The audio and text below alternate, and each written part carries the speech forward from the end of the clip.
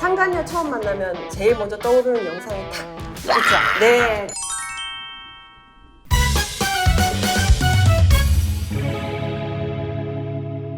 네, 안녕하세요. 반갑습니다. 도와줘 이별! 네, 이별 없는 이별, 이별 있는 이별, 도와줘 이별의 MC 유승민입니다. 자, 오늘 함께 이야기를 나눌 충청의 우리 이미영 변호사님 모셨어요. 안녕하세요. 반갑습니다. 네, 이야, 굉장히 미인이세요. 감사합니다. 자, 저희가 이제 법률 이야기를 한번 시작을 해 볼 텐데, 오늘 첫 번째 주제가 어떤 주제입니까? 오늘은 요즘에 많이들 있는 상간 소송에 대해서 부정행위 뭐 이런 소송에 대해서 이야기해 보려고 합니다. 저희가 오늘 주제가 상간녀인데 상간녀 주제로 들어가기 전에 많은 분들이 이런 질문 궁금해하는 것들이 있어요. 시작하기 전에 포인트 하나 딱 드릴게요. 자, 고소와 고발의 차이점이 무엇인가요? 고소는 피해자가 하는 거고요. 네. 고발은 그 제3자가 하는 걸 고발이라고 구별하시면 가장 쉽습니다. 네, 자, 두 번째 포인트 지금 또 있어요. 시험 보는 것 같아요. 자, 많은 분들이 이미영 변호사님의 승소는 몇 %인지를 궁금해하고 있습니다. 자, 100%를 지향하고 있습니다. 네. 그래도 100% 정도는 조금 떨어지겠지만, 네. 조금 떨어지지만. 사람이 목표는 높게 100%를 지향하고 있습니다. 네, 법무법인 충청의 이미영 변호사님 많이 찾아주시기 부탁드리겠습니다. 자, 오늘 상간녀에 대해서 첫 번째 주제로 한번 이야기 나눠볼 텐데, 상간녀라면은 많은 분들이 바람 피는구나, 걸렸구나, 네. 그래서 이혼하는구나 이렇게만 생각을 하는데, 상간녀가 생긴 배우자가 바람 폈었을 때 첫 번째 어떻게 행동을 해야 될까요? 상간녀 처음 만나면 제일 먼저 떠오르는 영상이 탁 있죠. 네, 그쵸. 교양이란 단어도 나오고 머리채도 나오고 하는데 절대로 상간녀를 만나시면 안 됩니다. 네. 상간녀를 만나야 될 타이밍이 오기는 하는데 처음에 예를 들어 배우자가 부정행위를 저지르는 걸 봤다.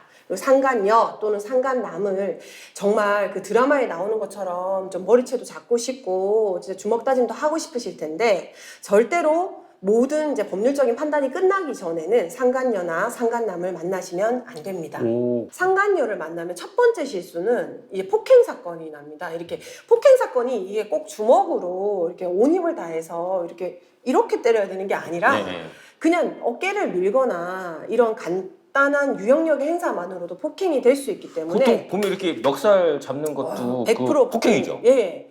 멱살 잡는 거는 당연히 폭행이고요. 어떻게 하다가 이제 몸을 밀치게 되거나 이렇게만 돼도 폭행으로 보기 때문에 그 오히려 역고소 당할 수도 있다. 네. 그리고 오히려 돈을 물어주어야 하는 경우도 있기 때문에 만나시면 안 되고 더 중요한 것은 증거가 사라집니다. 자료를 딱 마련해놓고 만나면 괜찮은데 이제 알고 나면 당장 막 우라통 치밀어 갖고 막 전화해가지고 이제 만나자 이렇게 되면 보통 이분들이 대비를 좀 하시거든요. 그 보통 저렇게 올 줄 오겠지. 또는 올 수도 있다라는 네, 또 정도는 오면 또 나를 아마 싸대기 때리거나 머리채 잡겠지라는 계산도 그럼 나는 수 있고. 참아야 된다 계산. 네. 그리고 만약에 이렇게 되면 내가 어떤 말을 해야 될지도 어느 정도 대비를 하고 오히려 본처나 이제 남편분 입장에서는 이거를 예상하지 못한 일을 당했기 때문에 여기는 허둥지둥하고 그쪽은 차분한 거죠. 네. 그래서 내가 막 흥분해서 얘기를 하면 이렇게 얘기하는 거죠. 차분히 얘기하세요. 이렇게. 지금 누가 잘못했는지 상황 파악이 안 되도록. 네. 이제 그러니까 그렇게 만약에 가서 막 화가 나가지고 머리끄댕이 잡아당기고 막 욕을 하고 하는데 상대방 오히려 더 차분해. 네. 그럼 이게 더 열받잖아요. 네. 지금 녹음하고 있습니다. 뭐 이렇게 얘기를 하는 거예요. 네. 그러면 안 잡던 머리채도 진짜 그럼 더 잡게 되거든요. 그리고 두 번째로는 상간녀들이 이거 적발됐다라고 하면 미안한 게 아니라 와 이거 소송 들어올 수 있으니까 준비하죠. 증거를 일단 빠른 속도로 삭제를 하기 시작합니다. 그래서 증거를 모으기 전에는 절대로 상간녀를 만나지 말아라. 네. 배우자에게도 절대로 알리면 안 됩니다. 자기가 어느 정도 정보를 얻어내고 증거를 얻어낼 때까지는 배우자에게 얘기를 하면 신속한 속도로 증거가 사라질 수 있기 때문에 배우자에게도 어떤 계획이 설 때까지 적어도 언제까지 내가 이혼을 할지 말지 내가 상간녀 소송을 할지 말지 이런 게 결정될 때까지는 절대로 배우자에게도 내가 알고 있다는 사실을 말씀하면 안 됩니다. 와, 그러면 그 인내심이 네. 화병이 정말 여기까지 올라올 텐데 네. 그 증거를 모아야 하고 네. 뭐 찾아야 하니까 네. 꾹 참아내는 거죠. 네. 병 걸려 죽겠네요. 네. 정말 나쁜 짓이거든요. 이게 요즘에 간통죄가 사라지고 나서 사람들이 이게 죄의식이 없어졌어요. 없어져가지고 네. 근데 죄 맞습니다. 평생 같이 살기로 한 배우자에 대해서 약속을 저버리는 행위는 좀 자제를 하셔야 되지 않나. 그리고 행여나 살다가 한 번쯤 실수를 한다 하더라도 그게 절대로 반복돼서는 안 되는 것 그렇죠. 같습니다. 한 번 된다는 건가요? 안 되죠. 네. 한 번이 두 번 되고 두 번이 세 번 되는 경우 네. 소송상 많이 받습니다. 부정행위가 있으면 핸드폰이 거의 몸에 밀착되어 있거나 이게 거의 이제 핸드폰이 화장실 갈 때도 따라가고 네. 잘 때도 거의 이렇게 손에 거의 쥐고 자듯이 이렇게 하는데 이 핸드폰을 지키느라 PC를 놓치십니다. 이제 PC 카톡이 자동 로그인 되는 경우가 있어가지고요. 그래서 딸깍 이게 오는 거예요. 그래서 보통 거기서 주로 잡히시죠. 그리고 두 번째로는 블랙박스.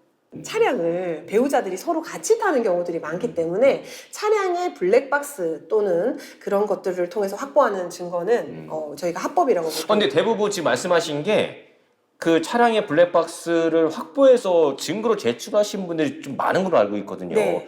다들 합법으로 알고 있거든요. 네, 근데 이제 이 합법은 차량을 같이 공동으로 이용할 때는 합법인데요. 차량의 키 자체를 와이프한테 준 적이 없다.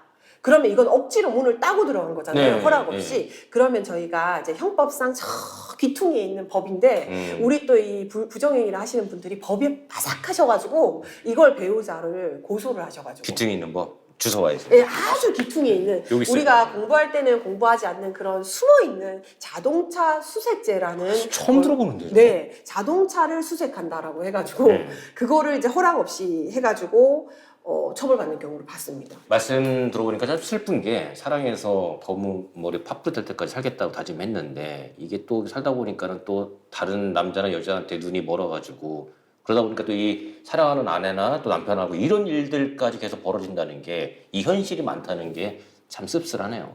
정말 좀 안타깝거든요. 살면서 이렇게 쾌락을 중시하거나 이런 분들은 반복적으로 이게 죄의식 없이 이런 행동들을 하는데 이제 요즘에는 이제 이거 잡는 기술들이 콘단화되어 있고 예전에는 사실 막 진짜 흥신소 막 이런 생각을 하셨잖아요. 탐정들. 그렇지 않고 요즘에는 신속하게 변호사 사무실로 오셔가지고 자기 배우자의 카드 내역을 봤더니 모텔이 긁혔더라. 그래서 그 모텔의 그 날짜의 CCTV를 증거 보전 신청을 해달라고. 본 부인이나 남편분들께서 굉장히 적극적으로 CCTV를 확보해달라고 저희한테 법률적으로 신청하는 절차를 신청하기도 하고요. CCTV의 화질이 좋다 보면 용량도 크더라고요. 그렇죠.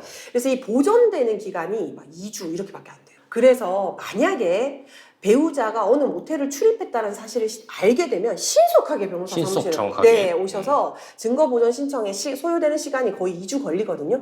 그러니까 거의 아슬아슬하게 들어가는 거라 빨리 오셔야 됩니다. 빨리 오셔서 하시고. 상간녀에 대해서 이야기를 알아봤는데 가장 중요한 거는 일단 참아라. 네. 무조건 가서 화를 내고 머리 끄댕이 잡아대고 싸움은 절대 하지 말아라. 네. 그리고 그 사이에 증거를 모아라. 네. 그리고 남편의 핸드폰을 몰래 보는 것도 찍는 것도 불법이다.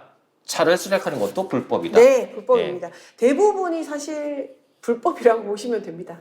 법으로 잡아내려고 하면 법률상 배우자가 할 수 있는 것들이 굉장히 적어서 신속한 속도로 소송에 들어가서 통화 내역을 좀 확인을 해 보시던가 아니면 그 금융거래 정보 제공 명령 신청이라고 배우자의 계좌나 카드 이력 같은 것들을 확인을 해 보시고 법이 허용하는 절차로 진행하시는 것이 가장 합리적이고요. 그리고 또 출입국 기록 이런 것들도 법원을 통해서 이제 얘네들은 보존 기간이 길기 때문에 많이 걱정하진 않으셔도 되고 비행기표 결제했다 그러면 이제 소송 들어가서 출입국 기록 확인해 보시면 됩니다. 네, 개인 감정으로 해결하려고 하지 마시고 일단 법을 잘 아는 변호사를 통해서 상담하시면서 해결하는 방법이 가장 좋은 방법이 아닐까 생각을 합니다. 자, 오늘 첫 번째 상간남 상간에서 한번 이야기를 나눠봤습니다. 대한민국 깨끗해지는 그날까지 도와줘 이별! 도와줘 이별! 이별 있는 이별 도와주세요. 도와주세요.